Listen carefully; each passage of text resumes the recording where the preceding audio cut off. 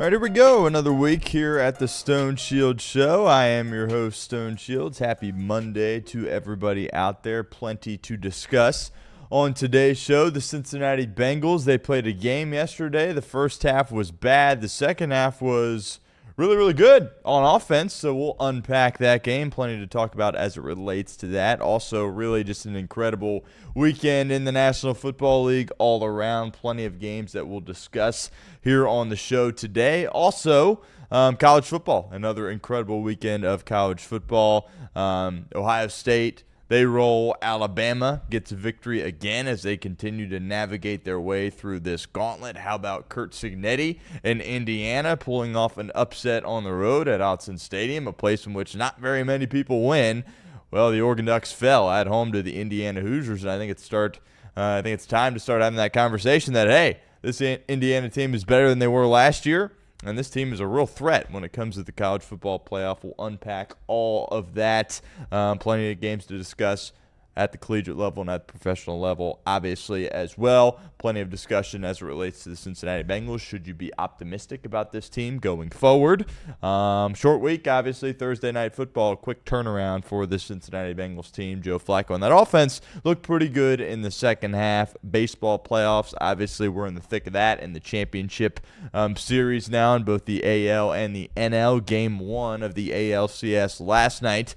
The Seattle Mariners picking up a win on the road against Toronto. Cal Raleigh, he plays long ball. They win that game 3-1, got both of those games tonight. So plenty to discuss here on the show. Appreciate everyone for hanging out with us. No off the bench today. Reed Mouse is working at one of our broadcasts at Miami University in Oxford, but I believe the plan is that he will be back here tomorrow.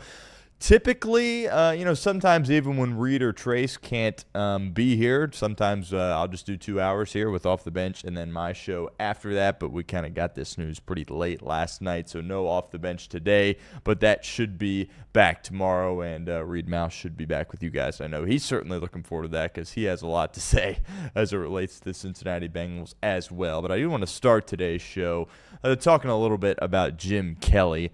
Jim Kelly, of course, an incredible Cincinnati Bearcat. He has been a part of their radio broadcasts, Dan Horde's partner since the mid-'90s, I believe, and he passed away. The news broke earlier today.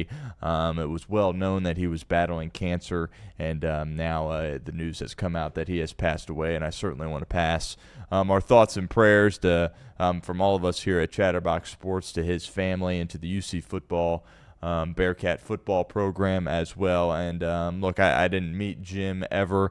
I actually produced a couple of radio broadcasts with him, so I talked to him like an audio-only situation, right, when I was producing some Bearcat football games at my first job out of college. So I talked to him a couple of times. I never did meet him, but everybody that you talk to, and when you bring up Jim Kelly, it's just a lot of love from everybody. He's very, very passionate about the Cincinnati Bearcats, and his family was a great man, a great family man. And Dan Horde, you could tell, always had a lot of love for him on the radio broadcast. They did a terrific job, and a tough morning here in Cincinnati as you get this news. He had been fighting cancer for a little bit now, and obviously a very, very sad situation. But he was a guy that did a tremendous job in the booth, and also when he played at UC, I believe he led them in receiving for like 3 consecutive years. And his father, actually, the Hall of Fame is named after his father at Cincinnati, and he was inducted into the Bearcat Hall of Fame there as well, I believe, in like 2017. And, he passes away this morning, so certainly want to pass along our thoughts, our prayers, and our well wishes to his family and to the UC football program. The Kelly family is football royalty at Cincinnati, and that is pretty obvious for anyone that's been around the program at all. So we certainly are sending good vibes towards his family during this time, all of us here at Chatterbox Sports.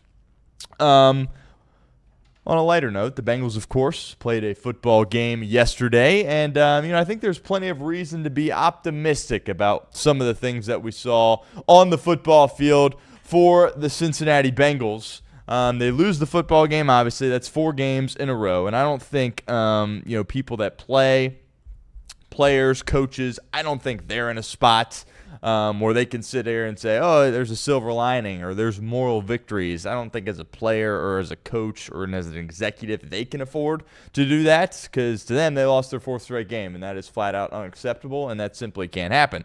But for us here as fans, I think it is appropriate to be able to sit here and have a bit of a silver lining for how things transpired on the football field. Obviously, the first half, nothing happened offensively in the first half. 4 drives, 3 of them, you're going 3 and out, only the 1 first down. And those were the first, before the final drive, where they tried to kick the 67-yard field goal. We'll touch about that in a second. But the first 4, 3 of them were 3 and outs, and the 1, you had the 1 first down to T. Higgins. You couldn't get anything going, right? We talked about, wanting some creativity offensively. You weren't able to do that, right, at the beginning of the game. How often have we seen a little end around to Jamar Chase at the very beginning of a game and it go for negative yards? I feel like we've done that song and dance several times with the Cincinnati Bengals. It simply doesn't work. Kind of a Zach Taylor special there. Just hand it to Jamar Chase on the end around, and he'll lose a few yards, and that'll get us headed in the right direction. Obviously, they had to try to run the football early in the game, right? With a quarterback that had just joined the team on Tuesday, they desperately needed to try to figure out how to run the football. There was nothing creative as it related to the run game. It was just, we'll line up under center here, we'll turn around, we'll hand the football off, and we'll see what happens. And obviously, that didn't end up working very well for the Cincinnati Bengals early on in that game. The offensive line, it was bad, especially early. It's a unit that really has struggled for Cincinnati. It has all season long.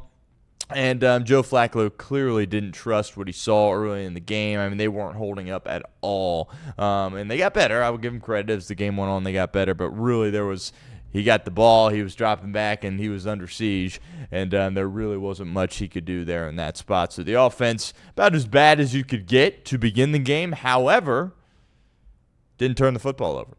They were punting the ball at the beginning of the game, and Jake Browning, of course, over the course of the past several weeks, he wasn't punting the ball all the time. He was throwing it to the other team there as well, and because Joe Flacco didn't make any mistakes early on when clearly nothing was going their way on offense, they had an opportunity to hang around in the football game. Defense in the first half played really, really well, right? We'll talk about, what happened in the second half, but defense in the first half did a tremendous job, right? That's a really good offense there in Green Bay, and they were coming off a tie, or a loss, a tie, and then a bye. So they were rested, and there was lots of reason for them to want to get after it, push the football down the field, and score a lot of points. And he did a great job of only holding them to 10 points in the first half. DJ Turner, I thought, played the game of his career to this point. He was everywhere. He was tremendous. Hopefully he can stay healthy. In the past, he's had some of these games where it looks like he's playing really well, and he's going to really take that next step and be a guy for him, and then he ends up getting hurt or not being able to take the football field for the Cincinnati Bengals team. Hopefully, fingers crossed, he can stay healthy here in the spot for Cincinnati. And, he had the tip on the interception. Geno Stone, right place at the right time. He hauls it in. I'll give him credit for that. But he had a couple of big hits in the game. But overall, Geno Stone missing tackles, not playing winning football. Certainly a liability there on the back end for Cincinnati. But several PBUs for DJ Turner. He was all over the place. And that was great to see. And also, the Bengals were able to get some pressure on Jordan Love without blitzing, right? They had some, just 4-man rushes where they were able to, flush him from the pocket. Now, Jordan Love did a tremendous job of using his legs. I think maybe that surprised Al Golden a little bit. Jordan Love's an incredible quarterback. He's a great athlete. You saw that. But I thought in the first half, they were able to get some pressure on him with only bringing 4. And, that really allowed them to, make some stops there on defense. They had the turnover. They were able to force a couple of punts. And, I thought they did a good job with that. Joseph Osai, I've been hard on him, but, he showed up in a big way, especially in the first half. He made some critical tackles, made some big TFLs there. And again, in the first half, they were limiting Green Bay a little bit there on the ground. And I thought they did a tremendous job, giving up 10 points to that offense in the first half and win the turnover battle 1-0. You take that absolutely 10 out of 10 times for the Cincinnati Bengals football team. Going back to the offensive side, there towards the end of the first half, you're like, okay, we got to see something here because they had the 1 first down at the time. Like, I get we're backed up. I get there's not much time, but we have to figure something out. And there was a big run there from Chase Brown. Credit to Zach Taylor for sticking to the running game. I think they reaped the benefits of that a little bit. Had the big 10-yard run on that drive. They were able to find T and Jamar and just get it out where it's like, okay, we made some positive ground here and we're hanging out around midfield going into the half. I've always wanted to see Evan McPherson attempt one of those, right? 67 yards would have been the NFL record had it gone in. Obviously, he made it, but LaFleur called timeout. Then he needed to make back-to-back 67-yard field goals. Unfortunately, that probably wasn't a highly likely chance that was going to take place. He misses, just didn't get all of it, right? It was short.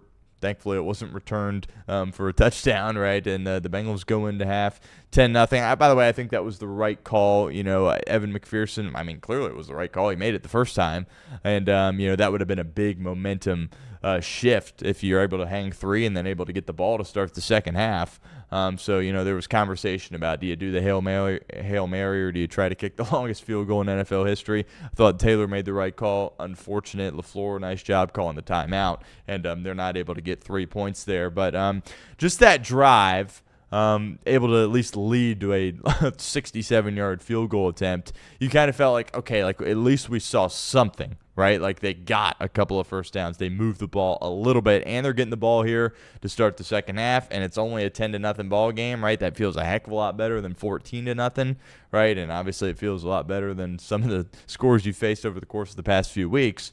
And you're like, okay, what are we going to do here with this opportunity? And then that drive to start the third quarter was excellent. Now, you're not going to be able to lean on that type of drive a ton going forward, right, because it took 10-plus minutes, 17 plays. That's a very taxing drive that takes a lot out of you, and I don't think you can be reliant on that being the way that you score all of these points. But, we'll take it, right, for the Cincinnati Bengals. Andre Yosavash had 3 drops in the football game. And, I've been a supporter in Yoshi, 6th-round guy. I like him, but, you can't have 3 drops in a National Football League game. Can't happen. And, it might be time to start to turn the page a little bit and get Tinsley out there a little bit more and Yoshi out there a little bit less if that's going to be something that continues, especially without Joe Burrow, right? Because Yoshi's great with Joe Burrow, but without him, hasn't really done anything. And even in the first 2 games with him, didn't really do anything either. He was out on the field over 90% of the time in this game for Cincinnati. Had the 3 drops. Mitchell Tinsley obviously has popped. And seemingly every time you ask him to do something, he does it, and he does it at a high level. Maybe it's time to rethink that wide receiver 3 spot with Yoshi. But regardless, you're able to run the football a little bit there on that drive. You hit Jamar, you hit T.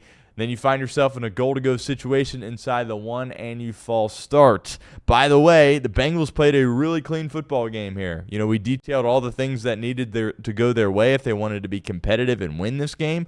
Lots of things went their way, right? They win the turnover battle 1-0. I believe they only had 3 penalties in the game there as well. And those were things that needed to happen for them to have a chance. They did happen, and obviously they still ended up falling short. We talk about that false start a heck of a lot more if they don't score points there, but 4th and goal, great decision by Zach Taylor, by the way. He understood that he needed to get a touchdown there in that spot. 10-3 wasn't going to give you any life. You needed to go out there and get in the end zone. And how about Tanner Hudson coming up big? He does his version of the Lambeau leap. Bengals score, and it's like, whoa. Obviously it took 10 minutes, so now you only got a few minutes left here in the third quarter, and it's a 1-score game. You're like, all right, let's see what this team could do. And then, we talked about in the past, penalties certainly being an issue against Denver, and the turnovers a big problem against Detroit and against Minnesota. Well, what was the problem here for Cincinnati in this game beyond the fact that you're trying to get a guy up to speed with your offense that just got here on a Tuesday?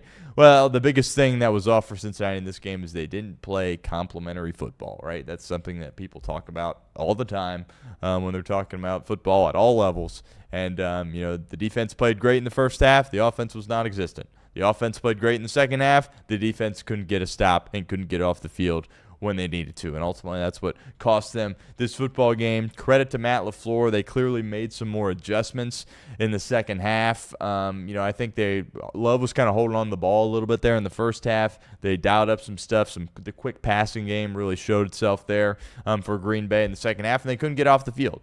Now, some people, I don't know why this storyline isn't being talked about enough, but from all what I've read and heard about over the course of the past few hours, certainly into the night last night and here this morning, is that, the defense really struggled and they couldn't get off the field when they needed to, and it ultimately just wasn't good enough.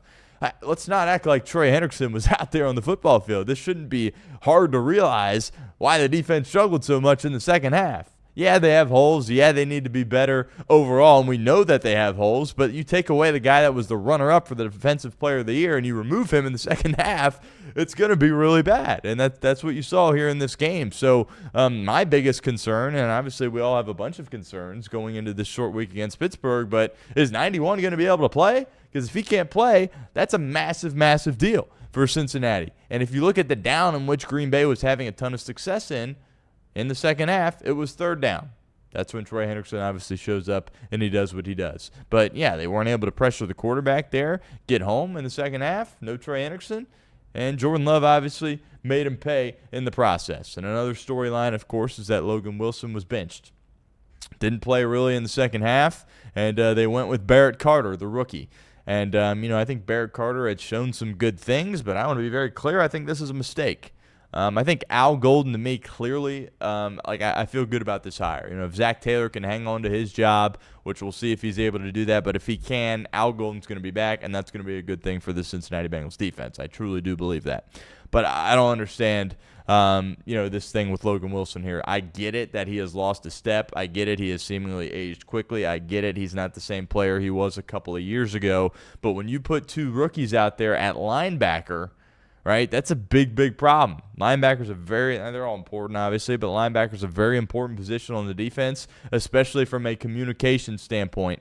And if you got two guys out there, Barrett Carter and Demetrius Knight, by the way, neither one of them a first-round pick, I mean, you're really rolling the dice there doing that, and I'm sure Logan Wilson's incredibly frustrated and ticked off. I get you want to put Barrett Carter out there more, fine. You want to put Logan Wilson out there less, fine. But that was a complete switch. That was Logan Wilson, you are out. Barrett Carter, you are in. There is no rotation there. And look, I'm not going to say that they have more success there. In the second half, if Logan Wilson's out there, I get they wanted to play a little bit quicker. Maybe they thought that, Barrett Carter gives him a little bit more juice, which maybe he does. But from a communication and a leadership standpoint, that's one of your captains out there, and you're taking him out of the game, especially after you played really good defense there in the first half. It kind of makes me scratch my head a little bit, and I have some issues there with that. But obviously the defense wasn't good enough in the second half. Jordan Love made all the right plays. They got Tucker Kraft, right? He wasn't a guy that had a ton of catches in the game, but you could argue he had the biggest catch there on that touchdown.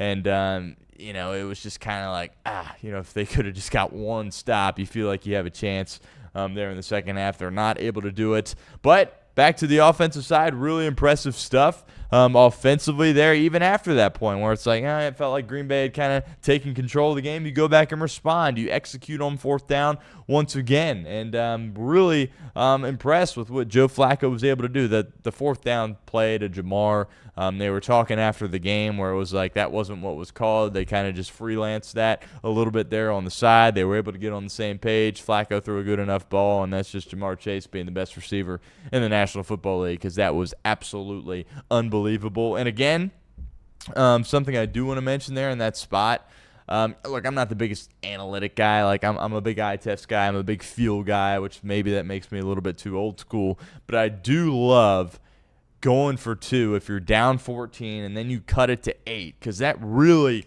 can apply pressure a lot quicker than if you just kick the extra point. Because if you just kick the extra point, the opposition's like, we still have the lead, like we're still chilling. But if you can get it to 6 points, 6 points and 7 points, that feels like a totally massive difference there in that spot. Credit to Zach Taylor for doing that. Credit to Joe Flacco for extending and making the play there on the 2 point.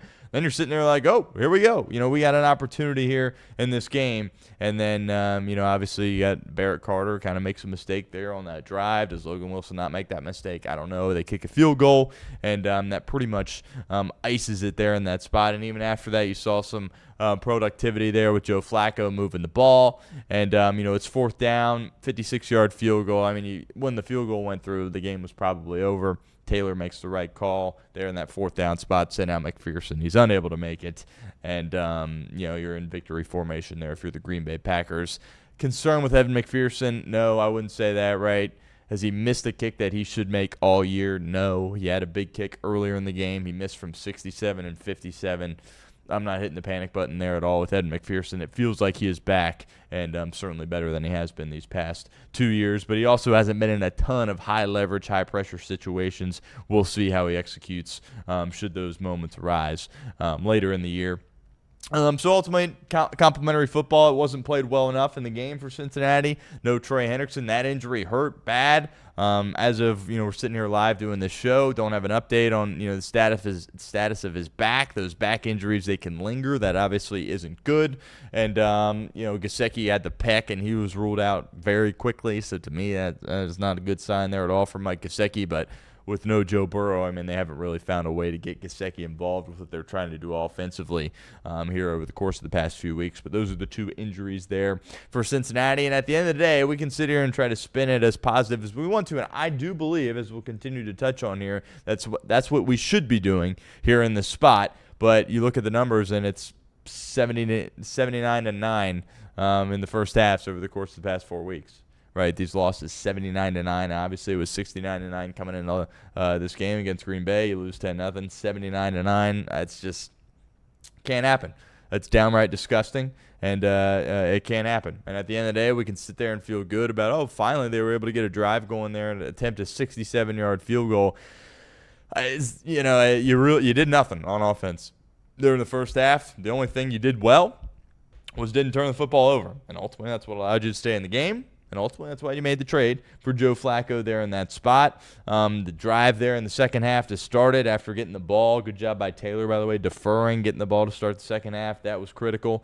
But after that, you were able to pick up some good things, right? After those 4 drives, you have a stretch where you got 5 consecutive possessions that are going into Packer territory, 19 first downs, 18 points. You can win. You absolutely can win when things are going that way. Also, another note, kind of more of a split with Samaje Perine and Chase Brown. I like Chase Brown. I think he can be a really good back, but the Bengals right now need guys that can run through tackles at the line of scrimmage, right? Because they're getting hit immediately, and Perine gives you more of an opportunity to do that than Chase Brown. It'll be interesting to see as time goes on if that continues to be split. Again, I don't think this is really a knock on Chase Brown. It's just the style of runner that they need right now is they can't run block for Cincinnati. Dalton Risner settled in as the game went on. Obviously, that was another storyline that we had in mind. Dylan Fairchild wasn't able to play. Lucas Patrick, by the way, did not play after practicing a little bit this week. They went with Risner and the rookie again, Jalen Rivers. Thought he had some good moments there. Orlando Brown Jr. continued to have some bad moments. At left tackle for Cincinnati, and Amarius Mims got banged up, and you had to bring in Cody Ford, late into that game. So that's another injury that you need to monitor there as well.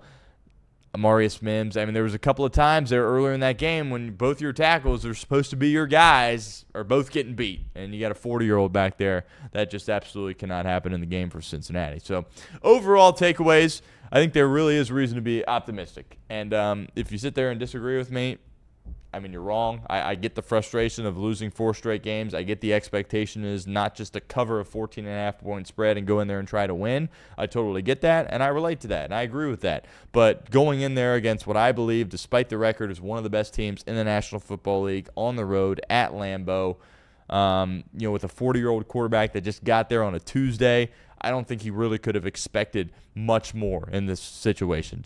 Maybe a couple more first downs on that in the first half would have been nice, but overall, Joe Flacco was about as good as you could have hoped for. I think he didn't make any mistakes, didn't turn the football over. Did he, miss a couple of reads? Yeah, maybe. Did a great job of not taking sacks, right? He threw the ball away, and with this team, man, you can't get behind the sticks with what you've got going at that offensive line spot. When it wasn't there, he threw it away, something Jake Browning hasn't done good enough there as well. So I do think there is reason to be optimistic for this team. However, the sense of urgency has to be through the roof here. All right? It has to be through the roof because you're in a short week here against the Pittsburgh Steelers, Thursday Night Football, and that kind of was the warm-up game. We alluded to this last week on the show as well, where it felt like this game, you make the trade for Flacco, you bring him in for Green Bay. That's kind of the warm-up routine, right? The audition, so to speak, of trying to get things going and, probably not going to win the game, but try to get comfortable and see what you have. And I think that, for the most part, went according to plan. I really do. Now, the coaches, as I mentioned at the top of the show, the coaches and players can't go out there and say, oh, yeah, we weren't really expecting to win. We just needed to see some positive things go in the right direction. I get it, but for us, we can sit here and be realistic and say that, there wasn't much of a chance they would win. They just needed to show that they are better with Joe Flacco than they are with Jake Browning. They clearly are. That isn't a debate whatsoever. And now it's go time, because I'm not going to sit here and call the Pittsburgh game a must-win, but 2-5, 5 straight losses, you're in a tough spot. And then it's definitely, must-win going into the bye against two teams you should beat anyway, and the Jets and the Bears. But if you win this, to stay alive in this situation, some people would argue, say you need to win out going into the bye, beat Pittsburgh, the Bears, and the Jets going in. I don't think necessarily you have to do that. Obviously, that would be great. But if you don't go 2-1 going into the bye, that's it. And that means we're probably not going to see Joe Burrow for the rest of the year. That's just kind of where we're at. It's already that's what happens when you lose 4 games in a row in the National Football League. It gets desperate. It gets desperate fast because you can't lose 5 games in a row. That just absolutely can't happen. So I'm not going to, even having said that, I'm not going to say it's 100% a must-win for, Cincinnati here on Thursday. We've talked about it a lot on the show. I think that's in sports talk. People love saying, oh, it's a must-win game. Let's pump the brakes there on that a little bit, but you do have to go 2-1 at the worst going into the bye in a few weeks. So that was kind of the opportunity to get in the swing of things, get hit a few times, acclimate a little bit to what, a new team and all that. Now it's go time against a team in which Joe Flacco's had a lot of success against. By the way, we keep sitting here and saying, Pittsburgh's going to falter. They're going to end up around 500 like they always do. I get it's the Cleveland Browns, but you look up and this Steelers team only has 1 loss. So, if you lose this game and Baltimore, we'll talk about them later in the show. They're a mess. Pittsburgh is in a situation where if they win, they're just kind of coasting to an AFC North title, right? So it's a big game in the jungle on Thursday, and certainly hope, the home crowd in Cincinnati shows up and shows out. There's going to be a lot of Steelers fans, as there always is, even with Joe Burrow playing, but it's got to be dominated by orange and black. That better be something that is achieved on Thursday night, and there better be some newfound confidence and hope in this team, because I think they definitely brought that on Sunday. But no more time to mess around. It's got to translate to some wins on the scoreboard, and it's a big one on Thursday. It is an absolute massive game as they try to, the season's on life support right now, and that might be putting it nicely, to be completely honest with you. And hopefully they can find a way to get it done and pull out a victory. We'll obviously talk about it at length throughout the week. But overall, not good enough to win against a really good team, a team that I believe is a true Super Bowl contender. But they're in the second half. Reason to be optimistic if you just get one stop on defense, right? Play a little bit more of a complementary style of football. You have a chance there. And I think we're all got our fingers crossed here with Trey Hendrickson, because you could say what you want about him. But I think I'm not going to sit here and say they win the game if he doesn't get hurt, but I don't think that would be crazy to say, to be completely honest with you. So hopefully, we'll be all monitoring that news very closely, and hopefully he's going to be able to go on Thursday night. But short week with him back, we'll see. Definitely is a tough guy, but they certainly missed him there in the second half. All right, plenty of other things happened around the National Football League and college football as well. Typically here on Mondays, we talk Bengals, and then we go around the NFL and then around college football, and that usually rounds out our hour here on Mondays. We'll start with the London game. Obviously, the Thursday night game was incredible. We talked about that at great length on Friday's show. That video there, by the way, on that game will be going out later today, so stay tuned there on that front. Thought Jackson Dart was tremendous in the game, and we'll see. There's definitely reason to be a little bit excited if you're a New York Giants fan with what you have. But we'll start with the London game. Broncos beat the Jets 13-11. Maybe the worst game of the year to this point. The Jets are downright putrid. They have not won a football game, and the Bengals obviously play them in a couple of weeks. That has to be a win. No ifs, ands, or buts. Has to be a victory. Absolutely has to be a victory, but the Jets stink. Justin Fields, he's no good. The offensive line, bad. Coaching's bad. Is Glenn going to be a one and done? I don't know. We'll see. But some reason to be concerned about Denver. I think credit to them. It's a National Football League win. They're across the pond in London. That's, weird having to deal with all that. But Sean Payton, I've got a lot of belief in him, but Bo Nix hasn't taken a step in the right direction.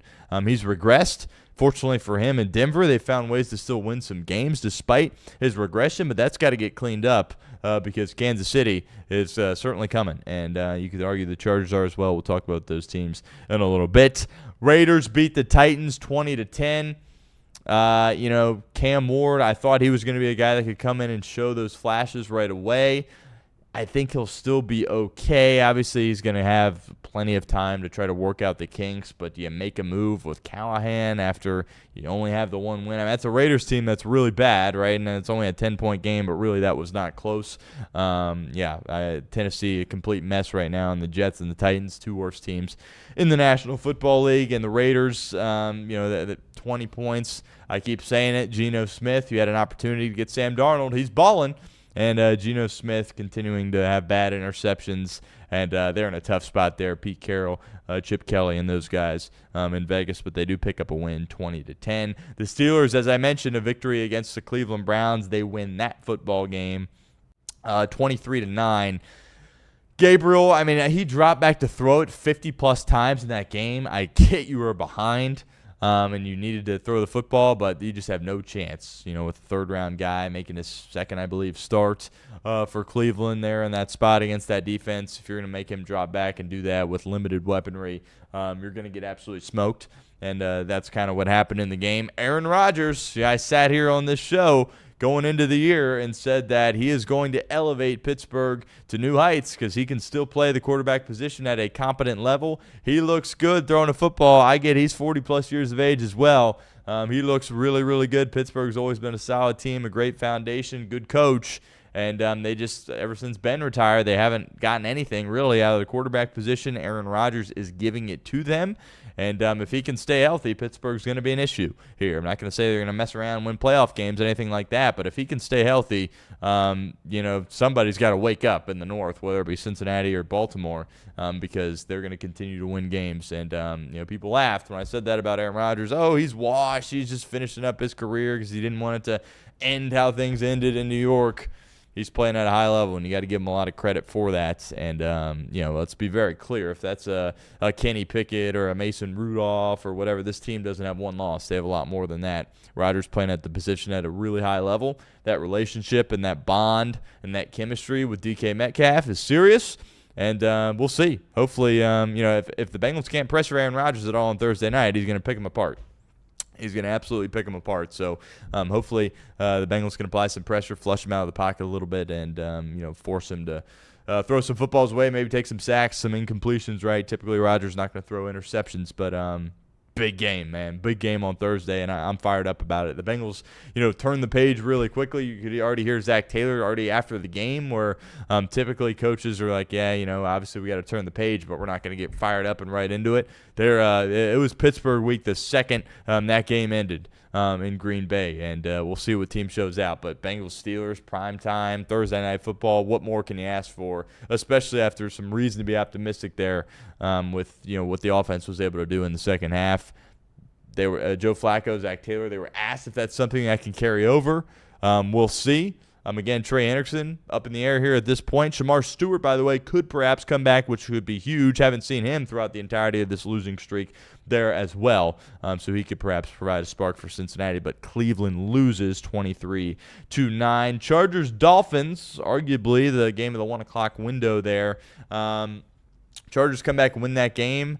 Fortunate they were able to do it. They were staring 3 straight losses directly in the face. I've been high on the Chargers, but some shaky moments there throughout the course of that game. Credit to Miami for coming back. Great drive there from Tua as they take the lead, and I believe it was like 30 seconds and a timeout. Needed to get into field goal range to win the game. They hit McConkey there. He breaks some tackles, makes a couple of nice moves, gets down into field goal range, out of bounds. Herbert there on that play was under siege. He was able to hang in there. The ball was in his left hand at one point. There was a guy that had his arm around him. He switched it back over to his right hand and found McConkey there. Huge play for them as they kind of got their season back on the tracks there with that victory. But Tua, the biggest takeaway in that Miami game is what in the world was Tua talking about Loa saying at the podium after the game.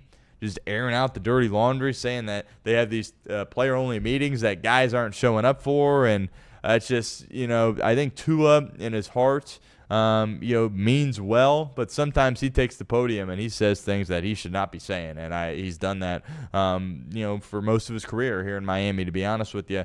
And they had a real opportunity these past 2 weeks to kind of silence some criticism, silence some of those doubters there in South Beach, and they blow the game, the 17-0 lead against Carolina last week, and then had an opportunity here to win this game against a good team, the Chargers, and they lose that game there as well. But 29-27, Chargers win, and that AFC West, that's getting fun there. As we mentioned, Denver at the top, they're struggling but still winning some games. Kansas City, talk about them in a second.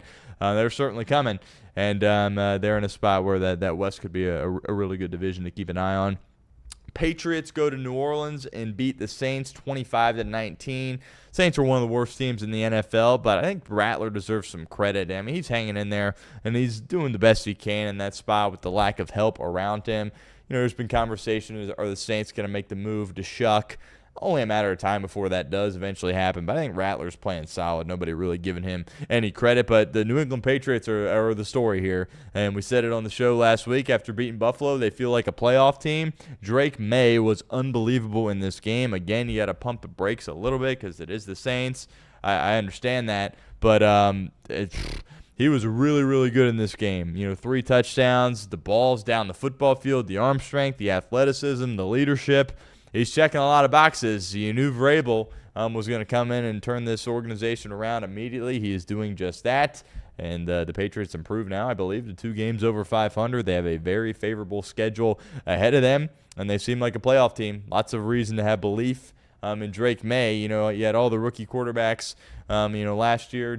Daniels obviously got all the hype, but Drake May, he's one of those guys there as well, and that is a huge win for New England. As if Buffalo stumbles tonight, you could be in a spot where it's like, oh, this Patriot team, they might not even be a wild card. They might just go in there and flat out win this division.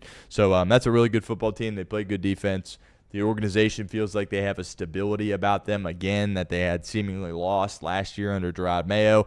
Vrabel, he's tremendous. And, anybody that thought he wasn't going to succeed, probably crazy. I get it's early here, but, Drake May and the Patriots, that's a really good football team. Kayshon Boutte, by the way, a guy that seemingly was a bust. He has another great game for New England as well. The Rams beat the Ravens 17-3. The Ravens are a total mess.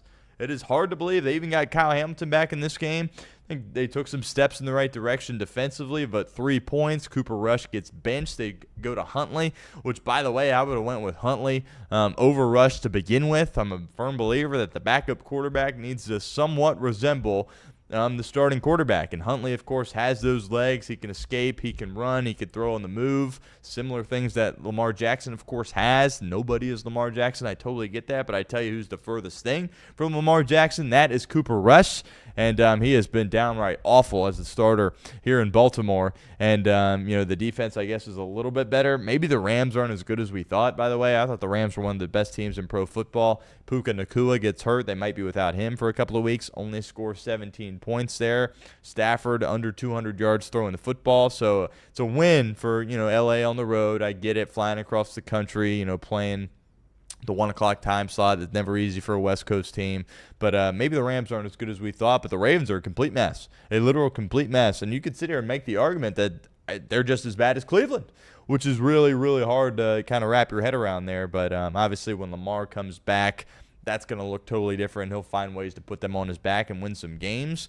But, while Lamar's down, and we'll see if, he plays here this coming week, it's imperative for the Bengals to kind of separate themselves a little bit from Baltimore and just try to, chase down Pittsburgh. And obviously that's what, makes this Thursday game, on top of a lot of reasons, a really important game for Cincinnati as they try to, put a foot in front of Baltimore, because obviously they do have to play them twice coming up this year.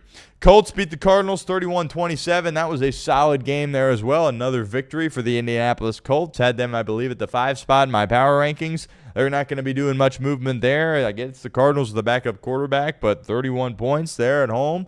Daniel Jones continues to do good things at the quarterback position. Did have the interception, but he played well. Credit to Jacoby Brissett, by the way. He came in there and played solid and gave Arizona a chance to win that game with Kyler Murray down. But who would have thought Indianapolis Colts, one of the best teams in the AFC. Seattle beats the Jaguars 20-12. Hand up accountability. I probably was a little bit too aggressive there, throwing the Jaguars into the top 10 of my power rankings after their Monday night win against the Kansas City Chiefs. But Seattle's really, really good. Sam Darnold, I keep talking about him. He's playing at a really high level, completing lots of his throws, touchdowns, working the ball down the field to JSN, who's been unbelievable. Cooper Kupp kind of is now that guy that doesn't have to do a ton, but he can still help you out there at this point in his career. Very reliable when it comes to catching the football, and certainly not afraid to block either. And he's been healthy for Seattle to this point this year. The big story, obviously, is JSN, Sam Darnold, Mike McDonald. They're doing tremendous.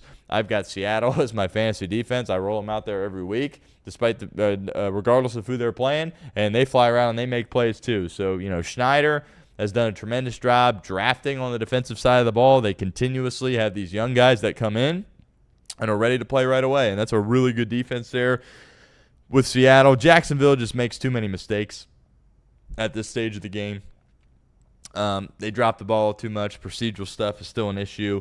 We'll see if they can still be a playoff team for Liam Cohen in his first year, but I think they're a pretty considerable step behind Indianapolis there in that division. They'll be off my power rankings. But that's a big-time win for Seattle going on the road and picking up a victory 20-12 against the Jaguars. Panthers get another win. They beat Miami a couple of weeks ago, coming back from 17-0. They beat Dallas here.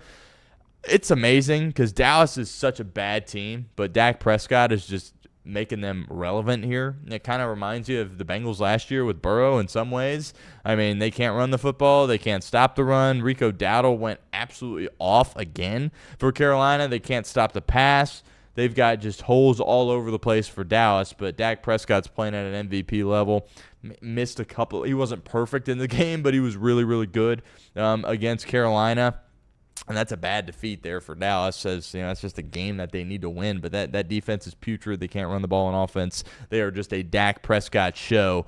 And credit to him, he's delivering each and every week for Dallas. But if you're in a situation where it's just your quarterback that you're relying on, and CeeDee Lamb, by the way, one of the best receivers in the game, isn't playing, you're going to lose some games that you shouldn't lose. And that's what happened there on the road with Carolina. Credit to Bryce Young. He played well in the game, especially when they were down in the fourth quarter. I believe he didn't even have an incompletion there during that stretch, which is pretty incredible. But it was Rico Dowdle in the run game of Carolina that was able to propel them over the top. Back-to-back wins for the Panthers. And it's weird with Bryce Young. It's like, oh, he's not the guy. He might be the guy. Oh, he is the guy. Oh, he's definitely not the guy. Oh yeah, he might be the guy. It's just a roller coaster with him in Carolina. It's a bad defense. And, he didn't throw for a ton of yards in the game either. Did have another turnover. So that's interesting. We'll just have to keep monitoring that each and every week. But a bad loss there for the Dallas Cowboys. Tampa Bay, they beat the Niners 30-19. Shoot, they might be the best team in the National Football League. We said before the year, don't be surprised if they're playing for the NFC Championship. Their aspirations and expectations might be even higher than that at this point. If the season ended today, Baker Mayfield is the MVP. Flat-out dog. Can make all the throws. Gritty, tough, aggressive, showing off his legs there as well, pushing the football down the football field. Leadership, he's just checking all the boxes there for Tampa Bay against a really good Niners team. I thought Mac Jones was great again in the game, but had the 2 interceptions, and that was obviously what held the Niners back in that game as Tampa Bay wins that 30-19. But we've kind of sat there and said, you're winning all these one-score games, field goals, game-winning drives, right, for Tampa. They won this one obviously by 11 points. It was close for the majority of this game, but Baker obviously made fewer mistakes than Mac Jones, who threw for 350-plus yards, I think, 340-plus yards in the game, so he was solid. But, the injuries continue to pile up for San Francisco. Fred Warner is done for the year. Man, just each and every year for this team, they continue to get hurt. And I don't know, like the Bosa one, it's like, okay, that really, really stings and it sucks and it's unfortunate, but they might be able to overcome that. You lose Fred Warner. That is the captain of this team and still one of the best linebackers in professional football. And losing him is a mighty, mighty blow. And we'll see how the Niners can respond there. The Brock Purdy situation, but a devastating loss for them. But Tampa Bay, how about them? 30-19, another win for Baker Mayfield and those boys. And lastly, Sunday Night Football, Chiefs beat the Lions 30-17. By the way, if you tuned in to our Best Bets of the Weekend on Friday's show, if you rode with us, you are a very happy camper here on Monday morning, as 4-1, as we needed it. We really needed that bounce back to kind of get us back into the swing of things here. We are now still under 500, 13-15 on the year. Not great, but a significant improvement after a 4-1 week. Onward and upward from here. But I said it on the show.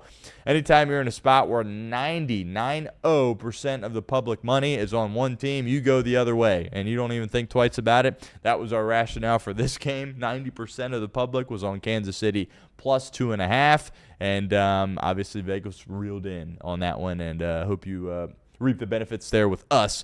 30-17 Chiefs win.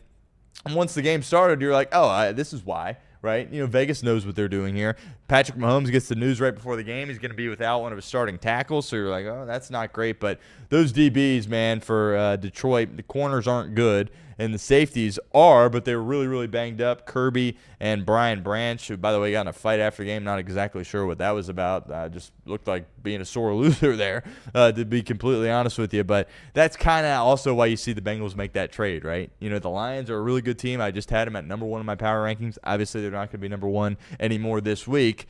Really good offense, really good run game, good head coach, coordinator does a nice job stepping in for Ben Johnson, right? But, those DBs, man, they aren't good. And I was not joking around when I said that Joe Burrow would have went off against the Lions in that game, and instead Jake Browning was just downright awful. Change needed to be made. Mahomes was excellent in the game. I said, last week, it feels like only a matter of time before KC goes on a run here. This might be the start of the run, but that schedule's difficult. That schedule is very, very difficult for the Kansas City Chiefs, but just Mahomes' greatness in the game last night, they win that one big, 30-17.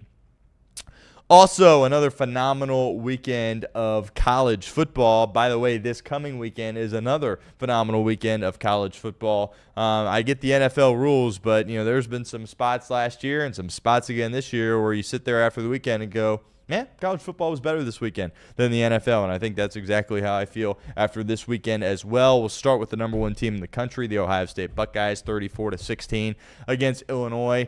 The fact that they're able, look, Illinois is not very good, but they're, a top 20 team according to the AP poll at home. And the fact that Ohio State was able to go in there and really not do anything special and just kind of play and still cover the spread and beat them 34-16 shows you how good they are as a football team. The defense, they were flying around making plays as they always do, TFLs, turnovers, doing a tremendous job. But saying he was good in the game, but threw for less than 200 yards. Jeremiah Smith, he didn't pop off. They ran the ball good enough, but nothing crazy, right? And 34-16, never in doubt, start to finish, absolutely dominated the game. And if you can play average football to the standard of Ohio State, which they did, and still smack a top 20 team on the road, it's incredible what Ohio State has been able to do to this point. And, we'll talk about Oregon in a second, but I kind of viewed Oregon as that team that was right there, not quite at Ohio State's level, but right there. Ohio State has really separated themselves from the pack here. Clearly the best team in the country, and doesn't seem like, as we've mentioned a lot on the show, they're going to get challenged at all before the Michigan game, but we'll see. Alabama, another huge win, 24-17 on the road against 14 Missouri. Kalen DeBoer just continues to navigate this gauntlet of a schedule. On the road to a top 10 team in Georgia, W. At home against a team in Vanderbilt that's a top 16 team that beat you last year, W. On the road against a top 15 team in Missouri at a noon slot when you got the third Saturday in October, the Tennessee game the following week. Another victory for Kalen DeBoer. Those guys are playing tough physical ball, which after the first week against Florida State makes you scratch your head and wonder how the heck that is possible. But they are. The offensive line playing with a tenacity about them, and they have the best quarterback in the country in Ty Simpson. Believe he is now the favorite to win the Heisman Trophy, as he should be. The best passing attack in America resides in Tuscaloosa, Alabama. They win that game 27-24. Defensively, they still gave up some big runs. Ahmad Hardy is tremendous, and he certainly did some good things there. Pabula, obviously, the running quarterback there for Mizzou, that caused some issues for Alabama in the game, no doubt. But I believe they were in a spot there with like 5 minutes to go, and it was a 4th and 8 opportunity, hanging around midfield, and Kalen DeBoer said, we are leaving the offense out there. We're living and dying by our best players. Ty Simpson finds the true freshman, Latsier Brooks, as he introduces himself to the country there on that play. Just a dime was great coverage by Mizzou, but a dime and an even better catch there from the freshman Lottie Brooks. He led the team in receiving in this game. By the way, Alabama did all that, and Ryan Williams didn't have a singular catch in the ball game. If Lottie Brooks kind of introduces himself into this wide receiver room, look out, because you got Jeremy Bernard and you got the Isaiah Horton, obviously the Miami transfer, Ryan Williams, who's still incredible despite not having any catches. If Lottie Brooks can come in there as a true freshman and be unbelievable, look out. He wears that number 17. He looks a little bit like Jalen Waddle when he's out there running around too. And he was tremendous in the football game. Another huge win for Alabama. The road continues to get difficult. 3rd Saturday in October. Next week, Tennessee coming to town. Huge game. And then obviously still have to play LSU and Oklahoma and Auburn, of course. Lots of difficult games on the horizon for Alabama, but Kalen DeBoer deserves a ton of credit. This is a state and a fan base and a collective game of college football that was going for his head after the Florida State game, and he has responded beautifully. He has handled it perfectly, and Alabama is now clearly one of the best teams in the country. Major props to Kalen DeBoer. Texas, Arch Manning. Hey, how are you? He goes in Red River, and they beat Oklahoma 23-6. Was he perfect in the game? No, but he didn't make many mistakes, and he was completing his passes at a very, very efficient rate. Only a handful of incompletions in the game for Arch. They scored on special teams. That obviously helped. Mateer was shaky in the game, right? Did he rush back for it? Was he 100%? All those things, all those questions I acknowledge them, and they're worth asking, to be completely honest with you. Had the hand surgery, I believe, only a few weeks prior to the game.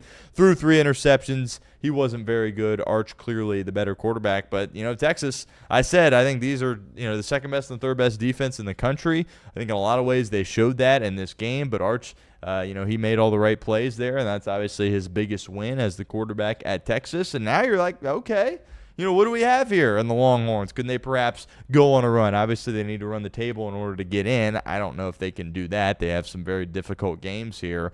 But these next 2 that they have against Kentucky and against Mississippi State, could argue 2 of the worst teams in the SEC. If they continue to, build off this and look good in these games and not just barely skate by, maybe you're in a spot where you sit there at the end of the year, they're playing Texas A&M, and you're like, if you win this game, you might be in the college football playoff. Don't want to get too far ahead of ourselves here, but based on that defense, I think it's, reasonable to have those kinds of conversations, to be completely honest with you, because that defense is so good. And if Arch can do what he did in this game, not make mistakes, deliver on 3rd down in big moments, protect the football, they can be in a spot where they can make some noise here. Don't want to get too far ahead of ourselves. They were obviously unranked. They are back to being ranked after a big-time win against Oklahoma. Here's the upset of the day, right? Indiana goes into Autzen Stadium, a place in which the Ducks simply do not lose, and win that football game 30-20.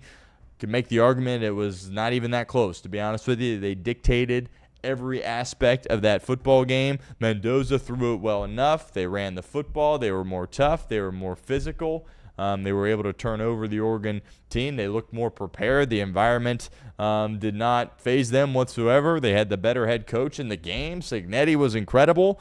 I'm a big Dan Lanning guy, but he got out-coached in the game. When we talked about the 2 receivers on the outside there for Indiana, specifically Elijah Surratt, he is a complete dog, and he showed that again in the game. Mendoza getting him the football, and Indiana's real. We said on the show last week that there's last year it was it's cute, it's Indiana, they're winning all these games. No, this is a team. This is a real team now, and obviously they're gonna have to continue to prove it and not get too big of a head here as they progress forward. But Cignetti, boy, he had those guys ready to go, and they win that football game. Huge win at Oregon. They've got some difficult games on their schedule coming up, but Indiana, I was higher than the AP poll on them going into this game. Had them at 5 on mine, and they're certainly going to get a little bit higher than that after a huge win at Oregon. Unbelievable from Cincinnati and the Hoosiers. Georgia beats Auburn 20-10. Auburn's a bit of a mess. They can't do anything offensively. Jackson Arnold certainly struggling. But Jordan-Hare, one of the toughest places to play in the country. Kirby Smart goes in there. They play well enough. They get the victory, and that kind of sets up next week perfectly. Because if you're a fan, you're sitting there like, hopefully Georgia can get by Auburn, and hopefully Ole Miss can get by Washington State so we can set up that banger of a game this coming week. They both win. Certainly not impressive performances from Georgia and Ole Miss in these games, but 2 victories, and we should see a phenomenal game, Georgia and Ole Miss in Athens, I believe, and that's coming up this week. That should be incredible, college football. USC beats Michigan 31-13. The only thing we missed in our best bets of the weekend, I didn't think that USC would be able to match them from a physicality standpoint, but they certainly did in the game. They ran the football really well. Their starter, by the way, got hurt. He's going to be gone for several weeks, which is a problem for USC. But Maava was good in the game. Lincoln Riley had those boys ready to go. Again, they matched the physicality of Michigan in the game, which was great to see. And, USC, they lost the game on the road to Illinois. It was a close game. Didn't get blown out. Now they're in a spot where they have this matchup here against Notre Dame. And we got that this week. And that should be a phenomenal game between the Fighting Irish and the Trojans. And, that's the biggest win of Lincoln Riley's career as the coach of SC. And, they got to understand that it's a great win, but they got to build off it because they got to beat Notre Dame again coming up this week. That will be a tremendous college football game. When USC, Notre Dame, when those two teams are good and they're playing each other, it doesn't get a whole lot better than that in college football. But Bryce Underwood, he looked like a freshman a little bit in the game. We talked about how these environments, they haven't been too big for him, and I don't know if that was the case here in the Coliseum in this game, but I don't think they expected to run the ball as poorly as they did. I thought, Marshall and Haynes would be able to run it better. Credit to USC, they got this lead, and we talk about it with the Bengals all the time. It's like, yeah, you can sit here and try to run the football, but when you find yourself behind 2 scores, it gets increasingly harder to do that, and that was the issue that Michigan found themselves in, and they lose for the second time this year, 31-13. And then Northwestern beats Penn State 22-21. James Franklin gets fired, which we'll spend time later in the week kind of fully discussing that a little bit more, and we'll go over some potential replacements for him at Penn State. But crazy game, college football, right? A couple of weeks ago, it's college game day. It's the whiteout. He's playing Oregon. It's this top 5 matchup at home. The place is sold out. They're going crazy. It's an overtime game that they have an opportunity to win. They lose, and then they lose 2 more games after that, and he gets fired. Crazy. That happened a couple of weeks ago, and his world got flipped upside down. It sucks that, this happens to people, and then you sit there and you go, oh, his buyout's what? Oh, you said $50+ million is his buyout. Oh, he'll be okay. He'll be just fine. And that's kind of, the situation we find ourselves in here with James Franklin. He won a lot of games, but he didn't win at the level in which they should have. And Penn State, they take their football very seriously. They allocate a lot of resources to it. They're trying to be like Ohio State. They're in the Big Ten, and candidly, it's just not even close here at this point. I think a change needed to be made. Is it aggressive doing it in the middle of the year? Yeah, but they wanted to send a message that this is not, the expectation for our football team. Northwestern is not a good team, and Drew Aller got hurt. He's going to be out the rest of the year, so it stinks for him, right? He came back. He was a guy that probably would have gotten drafted in the first round last year. I'm not a Drew Aller guy. I wouldn't have, but I think somebody in the NFL maybe would have taken him in the first round. Definitely at least in the second round had he come out. He didn't. He wanted to come back, try to right some of those wrongs in the playoffs last year and lead his team to a championship. And he gets hurt, and it completely blows up in his face. And those are sometimes kind of the decisions that you have to weigh, right? Because, people are in these spots where it's like, oh, why didn't you just come back for another year of college? Like, the draft will be there next year. And Aller comes back. He gets hurt, loses his head coach. He's not going to go to the draft now. He's got to come back for another year here at this point. Is he going to transfer? Probably. So that whole thing kind of blew up in his face there. But another loss there for Penn State. By the way, UCLA won again. They beat the crud out of Michigan State, which they're arguably the most fun story in college football right now. Neuheiser, what they're doing. Nico's playing good football at quarterback now. So we'll see if UCLA continues to win football games. But Penn State loses. They fire their coach. Jim Knowles, by the way, leaves Ohio State for Penn State. How's that working out for you? Oh, yeah, not very well, huh? So, Yeah, tough situation there for Penn State, and we'll see what they do here going forward, but complete disaster for them. Baseball, couple of games tonight. ALCS, NLCS, obviously transpiring right now. How about the game on Friday, by the way? I don't know if you stayed up for that. I made it through the first 14 innings, and then I fell asleep. But the Mariners beat the Tigers in 15. What a game as they, Castillo's in there pitching, Logan Gilbert's in there pitching. They got their starters out there. Gilbert, by the way, is scheduled to start tonight for Seattle, and then, you question, like, how are you going to show up for the first game of the CS a couple of days after a 15-inning game where it just kind of, the emotions and all the arms that you go through. Well, they responded by going to Toronto and getting a win. How about Cal Raleigh hitting a home run? Polanco there at second base. He had some crucial hits there in the game, and they win that game 3-1. So that game 2 tonight. Logan Gilbert, as I mentioned, taking the hill for them. I would lean towards Toronto evening this thing up. But we'll see. Sometimes that's what you need, man. In these playoffs, you have one of these crazy games that goes your way, and then you're off and running to a potential world championship. So game 2 of that is tonight. Game 1, Dodgers and the Brewers in Milwaukee. Blake Snell takes the hill again. He's been flawless in the postseason here to this point. Been a real tone setter for the Dodgers all throughout the playoffs. He gets the ball tonight. I don't believe the Brewers at this time have listed who they're going to roll out there as their starter yet. Could have changed by now. But that 2 great baseball games tonight. Also 2 Monday night football games tonight. Talked about on the show. I hate the 2 Monday night games, right? It's just, what are we doing? We just need one on Monday night. We don't need 2. But the Bills and the Falcons for the first one, I believe, and then the Commanders and the Bears for the second one. And I think the favorites probably roll in those games, or maybe not roll, but at least win, the Bills and the Commanders. But we'll see. Obviously, that is why you play the games. We will unpack some stuff there as well on the show tomorrow. Again, thoughts and prayers go out with to Jim Kelly and his family, the whole UC Bearcat football program, as he passed away. The news came out this morning.